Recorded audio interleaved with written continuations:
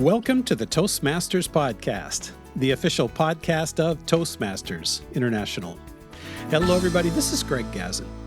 We've all heard the saying, you never get a second chance to make a first impression.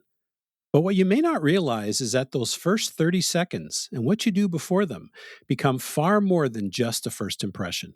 Our guest today is going to tell us why and what we need to do. Lauren Parsons is a distinguished Toastmaster and became an accredited speaker in 2024. She's been a Toastmaster since 2014 and a speaker and well-being specialist for over 20 years. Named New Zealand Keynote Speaker of the Year in 2024, Lauren is a certified speaking professional, TEDx speaker, author, and host of the Thrive TV show and podcast. As a business owner, wife, and mother of three, she knows how full life can get. Lauren is passionate about helping people thrive and inspiring leaders to create thriving workplaces.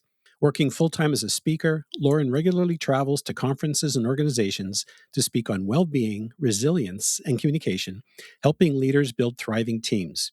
You may also know Lauren from her regular articles in the Toastmaster magazine. In fact, her article, Make the First 30 Seconds Count, subtitled First Impressions Matter, Be Sure You're Making a Positive One, appears in the July 2026 issue of the Toastmaster magazine.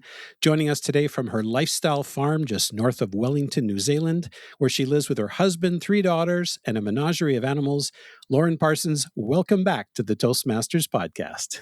Thank you so much, Greg. And there's a lovely example of how important it is to have a great introduction, which is one of the keys to, the first 30 seconds impression. So lovely to reconnect with you, Greg. Great to be here. This is awesome. In fact, this is your third time on the podcast. Last time was when you were a newly minted accredited speaker back in late 2024, and that was on episode 266, and we'll certainly put a link to that in the show notes.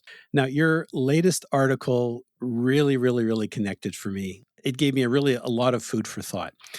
And when I first read your article, that old saying, that cliche or idiom, whatever you want to call it, just immediately popped into my head. And by the time I finished reading the article, I realized that I've been thinking about those first moments perhaps a little bit too narrowly. So I'm kind of curious, Lauren, to kick us off, what are those first 30 seconds really about? Well, the biggest thing you want to do is just connect with the audience. And as you alluded to, there's a lot of preparation that goes in beforehand to make that happen. Often, I think, particularly if we're focused on speech contests, we're very focused on getting our words right. And sometimes that can lean us towards being caught up in our head, focusing on ourselves, which is exactly what you don't want to be doing if you want to connect with others, because people can feel that.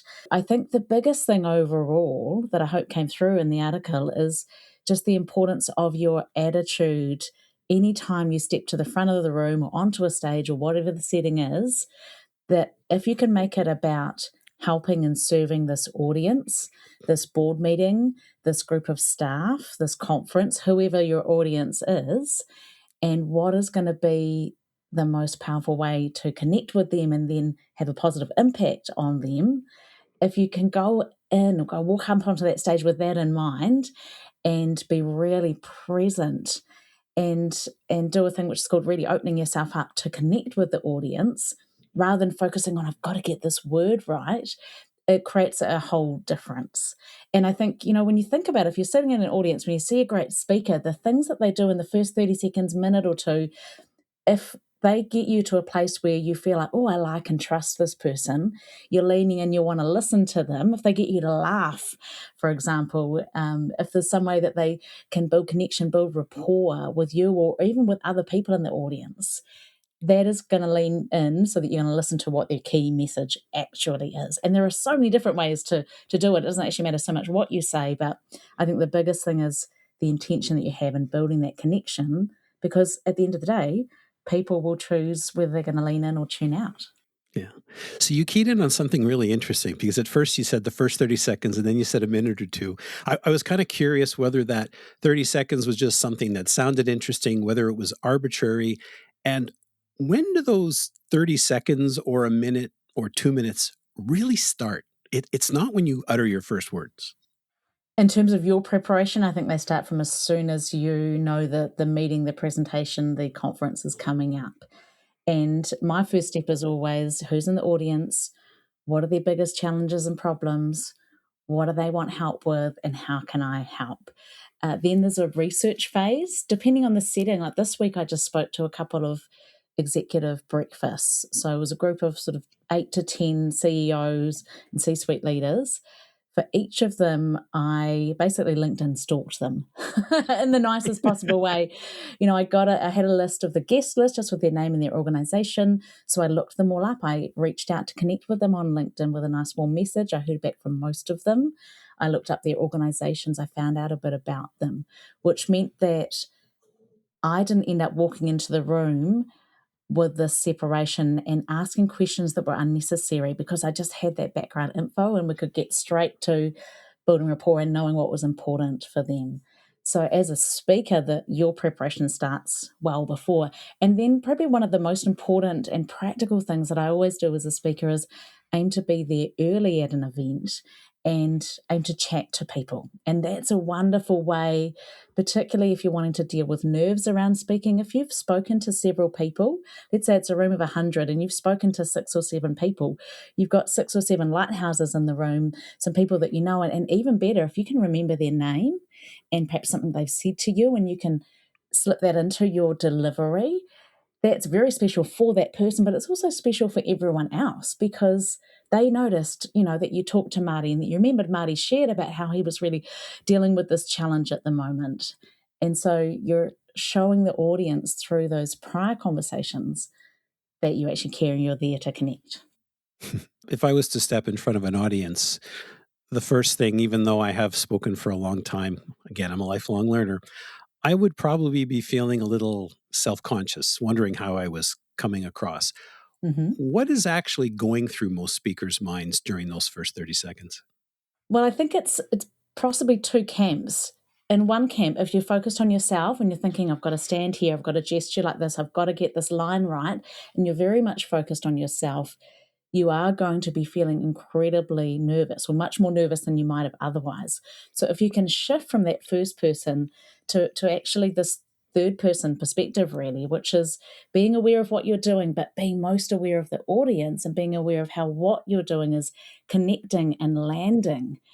For example, I've seen people that have stuck so rigidly to their script or their prepared line that they've missed an opportunity to perhaps acknowledge something that's funny that's just happened in the room or something that might have happened with the passover between them and the MC. And so it's almost like they kind of go into a robotic mode for the audience. The audience sees that disconnect.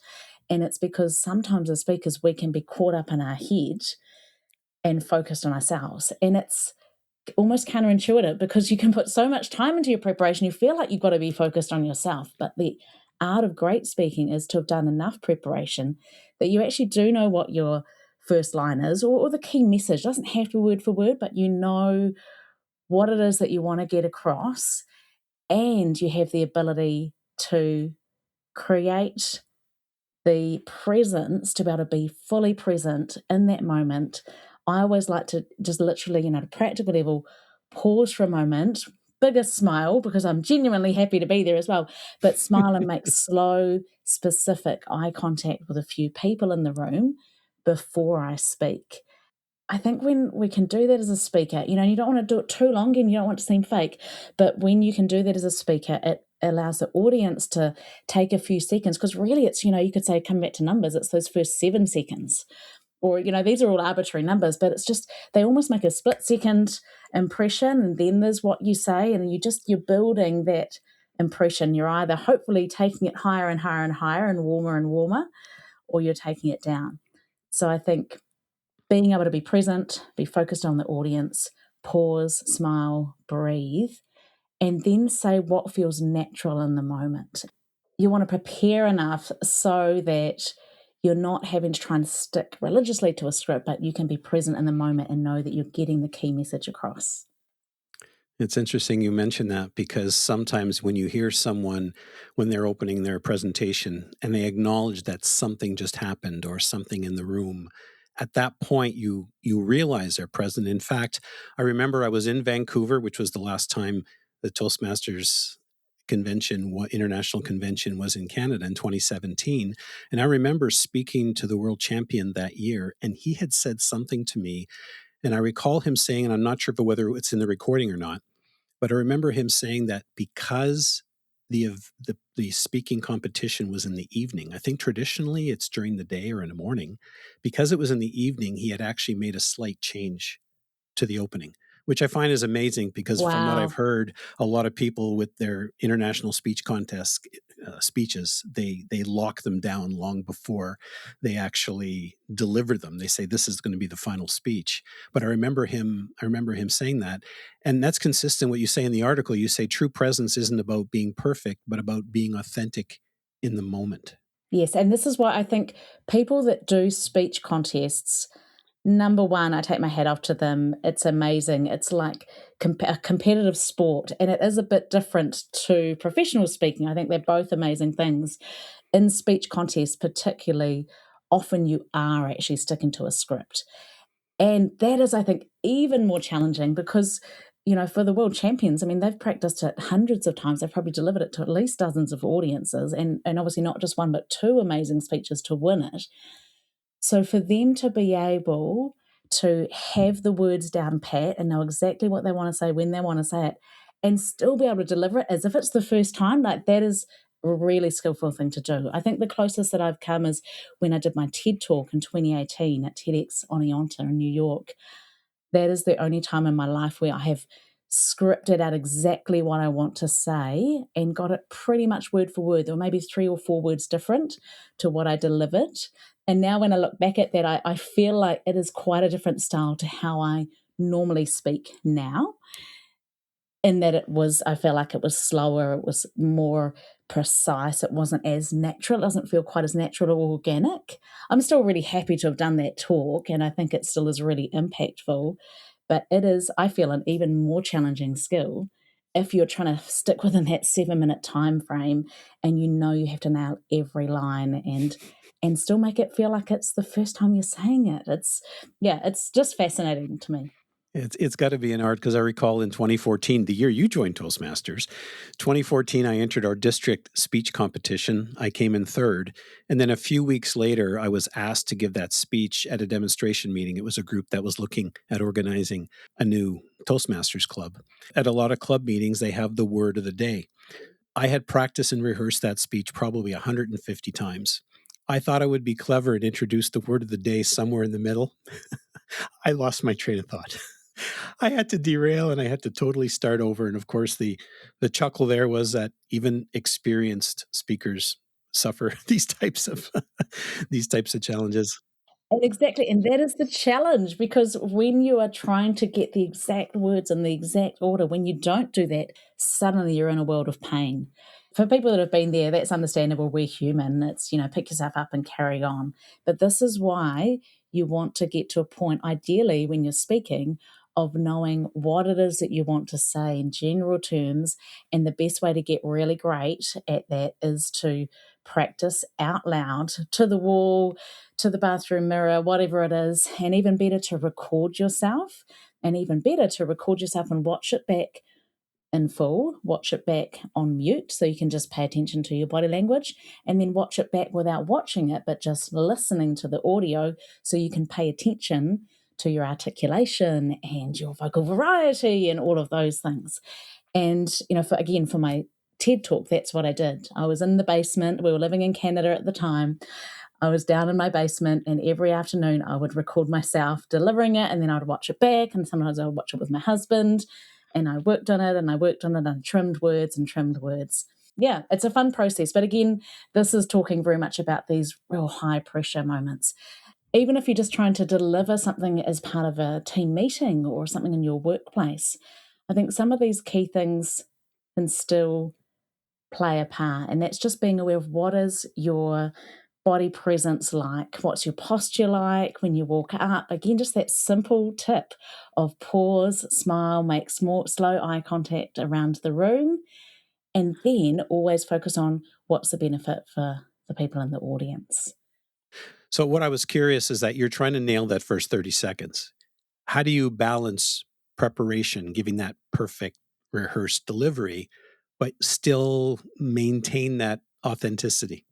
Yeah, and I think this is the key. Again, I think you don't necessarily have to get your words perfect word for word unless it's a contest and that's the situation, for that niche category. So the biggest thing is knowing who's in the audience, what are you wanting to do for them. And if you can go in with how am I serving this audience as your whole mindset and just choose to be present in the moment and trust that you're going to do what you need to do, then you can have practical tips like maybe you're going to have a cue card or even just or some notes that you've written out in a big Sharpie. I would never recommend having your full speech written out because whenever we do that, we tend to sound like we're reading off a piece of paper. And unfortunately, that never comes across as well as when someone's just speaking off the cuff. Formulating, that you're going to open with XYZ question, you're going to quote this person, and then you're going to cover point 1, point 2, point 3, and there's a story that goes with each of those points, and you're going to finish off by re-quoting that person, what they also said, or by linking back to answering the opening question but in a different way. So you might just have, 5 things essentially in your mind map. Something about your intro, your 3 points, something about your closing. So you have a plan, you know where you're going, but if you can practice even just with that one card, big Sharpie letters, key point outline beside you as you're practicing, that will give you confidence to be able to deliver it without having notes. I can remember years ago, actually, even just 2014 when I first joined Toastmasters, I was already a professional speaker and I was already speaking, but I felt like I had to have my notes with me for some reason. I had to take them up the front with me. Hopefully this is reassuring for others. I didn't really ever look at them, but it just felt like a safety net that was there. But I think what is even better is just have the safety net of just your top 5 points in Sharpie in big letters so you can glance at it if you need it. And then you'll know that you're never going to be reading a script. You're going to have to be in person and be authentic and present in the moment. And yes, I would say all of this takes preparation. You can't turn up to your club meeting having written a speech that afternoon and necessarily be able to nail it authentically and get everything you want to say. Because if you've had a chance to practice it, and this is where for me, as a professional speaker, I might be preparing a 45-minute keynote. I might put 40 hours of work into that. So it is a phenomenal experience for the people in the audience. And, that's my profession. That's what I need to do. Okay. So that's the speech in general. If we're trying to prepare for that beginning, if they're trying to prepare for that opening, how would you coach me through that arrival at the location and then getting me to that just past that 30-second point? Okay. Well, some of the things I mentioned in the article is, before you head out, you're going to think about what are you going to wear? And, this may sound superficial, but it's actually critical because, again, people make snap judgments and they will make it based on how you're attired, how you present yourself, what shoes are you wearing, all of those things. So figure that out, and there's no right or wrong. You can wear absolutely anything that you want to, but choose what's going to fit your personal branding. For me, I was always taught along the way that you always wear a blazer or a jacket when you are presenting. And it's just something I've always done. I've always aimed to be sharp, professionally dressed, closed-in shoes, jacket, just tidy and together, and ideally in my signature blue colours. Hmm. So choose how you're going to present yourself. Prepare your introducer well. So even if it's just taking along, what I often do is take my printed introduction with me whenever I go and speak, because often somewhere along the way, it might have not been passed over from me to the conference organizer to the MC. And your introduction should not be your bio. Your bio can be a lengthy thing that talks about your achievements and where you live and all of those things. Your introduction should be shorter and snappier and ideally might have a bit of fun in there. It might have something that makes the audience laugh. You talked today about the menagerie of animals, which was great. I love it. Yeah. Then you want to, if possible, meet some people. So network and meet some people. I love just connecting with people, introducing myself, finding out about them, networking around the room. And it does just make a difference. It makes you feel much more connected with the audience, even if you've only met a handful of people amongst a big group. Then some people find that just before you speak that you actually may want to go into a green room or find a private space to get yourself ready. And so I think, there's again no one size fits all, but doing something that helps you feel calm and centered and ready and focused on how you're about to go and serve. So for me, for example, just before my TED talk, I was in the green room. I did a final kind of run through about 40 minutes beforehand. And actually, the person before me, unfortunately, they forgot a whole segment of their speech and they cut out about 9 minutes of their speech. And I can remember being called up to head into the wings a bit earlier than I was expected. And it threw me a little bit, but that was okay. And so then I was in the wings, off stage, waiting for the speaker before me to finish. And I was just using Amy Cuddy's techniques around posture and what's called power posing. So standing with my feet firmly planted, with my arms up in a V for victory, or with my hands on my hips. I was kind of alternating between those two, practicing grounded diaphragmatic breathing. And I was just mentally picturing walking out onto the red circle and being able to say my first line and just having a warm connection with the audience. So I think taking a little bit of time to find your own energy, get yourself grounded and ready to walk out there. Can you think of a time, I know that you probably have a lot of examples, but can you think of a time that perhaps, let's just say something didn't go as planned, but simply being yourself helped you connect with the audience? Or is that something you developed over time? Oh, probably many examples. Yesterday, for example, again at the CEO's breakfast, for whatever reason, the HDMI cable connection from my laptop to the big screen kept flicking on and off. It just kept going to a black screen. And I've realized over time that the calmer I can be in those moments, the more comfortable everyone feels. So I acknowledged it. I said, this seems to keep going to black. I've checked this cable, I've checked that cable. Some of the team tried to help as well. I said, we might just have to put up with it from here on in. And they were like, okay, that's fine. And that's what we did. When I got them doing an activity, I ended up just rebooting the whole system and we managed to fix it and we got on and that was great. But I think all you can do is, the whole keep calm and carry on. I've had people get my introduction wrong or skip the introduction or, things will always happen that you just don't quite expect and you've just got to roll with it. And I think people appreciate that, the audience, they just want to see you being you, at the end of the day. They want to connect with you and it doesn't have to be perfect. Let's just say something went awry in those first 30 seconds for someone who might be brand new. What would you recommend they do? I've seen a club member many years ago at my Toastmasters club deliver her speech in front of us all, but with her back turned to us. She was literally turned around facing 180 degrees away. But she delivered her whole speech, and you could just feel the whole energy in the room was like we were silently cheering her on. And I feel like as she went to sit down, she was wiping a little tear from her eye, but she was so proud that she'd actually got through it.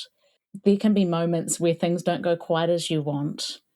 And the best thing to do is acknowledge what's happened for yourself internally, to acknowledge how you're feeling, and then to think, okay, how am I going to respond? And again, there's no one right way around that, but maybe it's just saying, hey, can we take a break? I can remember actually a few years ago when I launched my latest book, Thriving Leaders, Thriving Teams.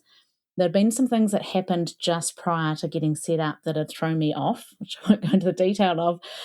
But I remember that as the city mayor was saying a few words before I went up, it came to mind that I had not got my clicker out and not plugged my clicker in. And part of my intro was to introduce myself in te reo, in Māori, which is the New Zealand's other official language. And partway through my little Māori speech, I normally click forward to show the picture of my family as I'm introducing them in this other language. And I felt in my mind, I sort of panicked and I thought, oh gosh, I really need to get that clicker in. And so, this is a story of what not to do. So anyway, the mayor comes off the stage. I walk on to this applause. Please welcome Lauren. And I just look at everyone and I smile. Yes, okay, that's one tick. But I just said, just wait, can you give me 20 seconds? And I fossick in my bag. I get my clicker. I plug it in. I come and then I start. What I realized that I could have, should have, would have done, all those words, is that I could have greeted them and asked them to turn to the person beside you and just share what's one of the best books you've read, or, any sort of participatory question. I could have done that, and then that would have taken the focus off me. So I could have got my clicker and then lead into my intro. So it's always easy afterwards to think of these ideas. Anyhow, it was what it was, and people were wishing me well, even though I wasn't super professional and polished right in that moment. I like sharing some of my failure stories here because people can go, oh, wow, Lauren, you're an accredited speaker. And yes, and it's a privilege. And I'm also human. So I hope that that's relatable for people. That was that's the golden nugget for this whole episode. I believe, and I didn't really, it took me many years to realize this, and I hope this is still true, is that when something does happen on stage, more often than not, the people in the audience are feeling for you. They're not going, "Oh, look at her, look at him. He's not professional. What's he doing up there?"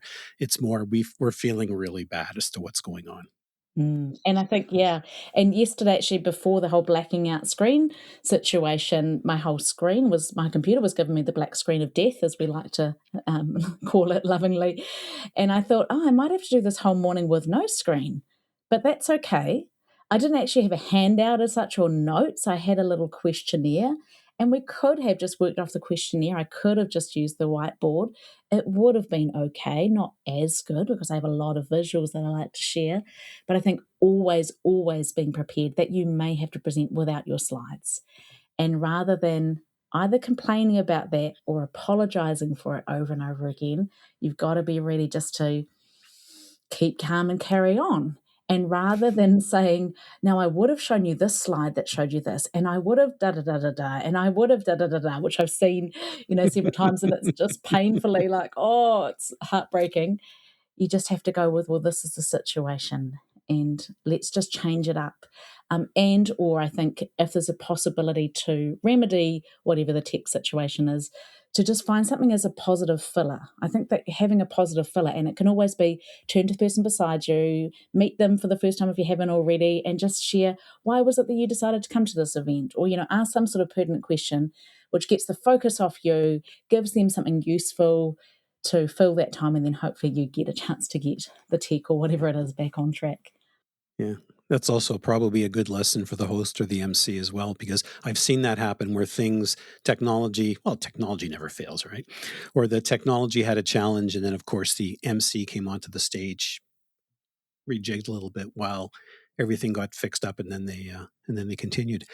As you were mentioning this, I was thinking back to the opening of the article, and you talked about the young leader who stepped up after a number of officials, and she just ripped through her presentation.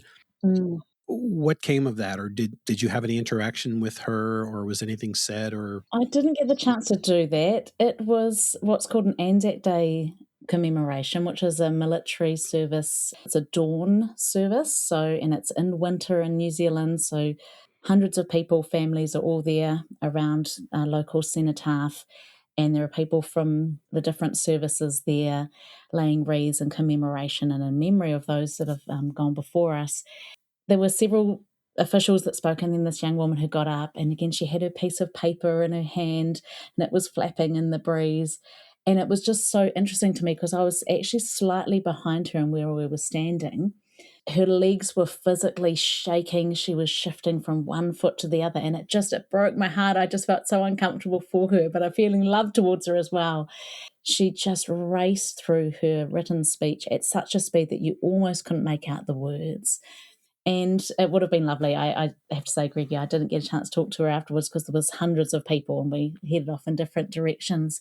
But I do hope that through getting through that, she got through it, the whole thing. She would have had people wrap around her afterwards. We do become more comfortable at doing things when we stretch out of our comfort zone. And I think the great thing about our comfort zone is that it doesn't shrink in around us. That if you take a step to the side out of your comfort zone and now you're over here, your comfort zone doesn't shrink in around you. It actually gets bigger, and then you've got more space to play and move. So I just hope that was a great step in her journey. But one thing that I think is really practical I'd love to cover is there's a great framework that helps you in any scenario when you're speaking to ask these key questions to make sure that what you deliver lands. And that is, why this topic? Why am I covering this topic? Why this topic for this audience? Why this topic for this audience at this time? And why this topic for this audience at this time from this speaker? I know it's a lot and it's repetitive, but if I can walk up and say, hey, I'm here today to talk about AI and how it's going to make a huge difference for you and actually give you some keys to help you over the next 5 years, as we see massive change in this area. And the reason that I'm so passionate about this is that I've spent the last 1,600 years researching AI. For example, obviously this is a fake scenario, but if you can cover off what you're covering, why it matters for the audience, why it matters right now, and why you have the authority to share on it, you don't have to have a qualification. It might just be because you're passionate about it, or because you've done some interviews with someone about it, or you've been reading on this topic. That helps to frame up any talk, anytime, anywhere. I just had an epiphany. It sounds like people could use this for even a job interview. Yes, absolutely. Yeah, this is really highly practical and applicable in lots of scenarios. I don't know, some reason it popped into mind. I don't know if you could use it on a first date, the reason that we're here. No. You can use this, again, at work, in a presentation, in a meeting, in a speech. Again, if you're talking about chocolate making at your Toastmasters club, why are you talking about chocolate making? Why might the audience be interested in this? And why are you the one that can share it with them? Now, those might all be things that you understand, and why it'd be really helpful for them to know about chocolate making and how fun it is. But if you don't explicitly say that and you just kind of launch into your talk about the mechanics of how you make chocolate and what you do and what you mix together and what temperature it needs to be, they may not have come along with you. But if you can explicitly engage with them and make them pay attention, and the key thing is to understand what's called the WIFM factor, the WIFM, what's in it for me. That all of us as human beings, we all are interested in the WIFM factor. Every single person in the audience, they're sitting there thinking about, why does this matter for me? And actually they're not, hopefully, really, but you need as a speaker to picture that no one in the audience cares. I know this sounds quite harsh, but you've got to picture no one cares, and it's your job to make them care. So what's the WIFM factor? Why are they going to care? What are their biggest problems and challenges that you can help them with? If you can articulate that right at the start, they're going to lean in. They're going to love it. Yeah. Well, you had me at chocolate, so you didn't have to go any further. I just remembered one of our speeches from a club was around chocolate, and I thought, this is a unique topic. You can do speeches on anything. Yeah. I'll have to share this with my friend Nick Bendel. We interviewed him twice. He's a gentleman who has had more than 500 lunches with strangers. Oh, yes. Fantastic. I've connected with him, and listened to him. That's great. So, Lauren, if you could just repeat those 4 things again very quickly, just briefly. Okay. So the framework is why this topic, why this topic for this audience, why this topic for this audience at this time, why this topic for this audience at this time from this speaker. Great. Lauren, thank you so much for reiterating that. And folks, Lauren has also included that framework in her article. So now, folks, if you feel that you're now better equipped to make those first 30 seconds count, or whatever situation you have to be in, or you happen to be in, I encourage you to share this episode with your friends and family and fellow Toastmasters. You can find the Toastmasters podcast at toastmasterspodcast.com, toastmasters.org, Apple, Spotify, or wherever you listen to your favorite podcasts. And now you can subscribe and never miss an episode by visiting toastmasterspodcast.com/subscribe. And of course, please be sure to read Lauren's article, Make the First 30 Seconds Count. First impressions matter. Make sure you're making a positive one, and it appears in the July 2026 issue of the Toastmaster magazine. Lauren, just before we wrap up, for listeners who would like to reach out and connect and maybe find out more about making that chocolate, or maybe just perhaps to continue the conversation, what's the best way for them to do that? Absolutely. Yeah, I can't say that I'm an expert on chocolate, but always happy to connect with great Toastmasters. So you can connect with me on LinkedIn. Just look up Lauren Parsons. I think the full title is Lauren Parsons CSP-AS for my lovely accredited speaker accreditation that I'm very proud of. And also you can head to the website, laurenparsonswellbeing.com, and there are literally hundreds of articles there. And I have my podcast, the Thrive TV show. So feel free to tune in if you'd like to hear about some ideas to help you boost your health, energy, and confidence. That's awesome. And we'll certainly put links to anything we referred to in the show notes, including previous episodes we spoke with Lauren on. Lauren Parsons, thank you so much for taking the time to speak with us today. You made the first 30 seconds count and the remainder of the 30 minutes count. Thank you so much for taking the time today. Thank you, Greg. Thanks to everyone for listening in. And I just encourage you to go out there and be authentic, connect with the audience, and have fun.